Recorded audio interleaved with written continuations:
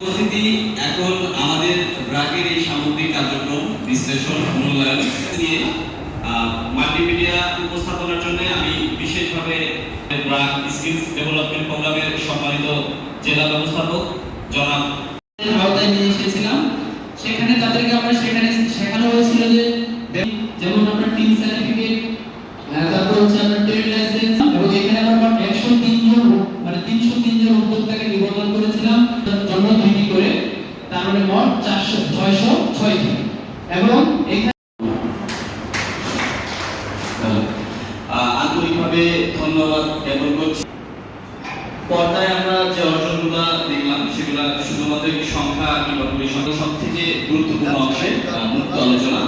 তো মুক্ত আলোচনার প্রথমে আমি ধন্যবাদ জানাচ্ছি আমাদের ব্র্যাক স্কিলস ডেভেলপমেন্ট প্রোগ্রামের সম্মানিত ইতিবাচক নিয়ে সেই প্রত্যয়ের ধারাবাহিকতায় আমাদের আজকে সম্মানিত উপস্থিতি আমাদের অনুষ্ঠানের পর্যায়ে আজকে আমাদের এই সমাপনী সভার জয়পুর সদরের সুযোগ্য উপজেলা নির্বাহী অফিসার জনাব মাহমুদুল। আপনারা জানেন যে আমরা এখানে সবাই উদ্যোক্তা।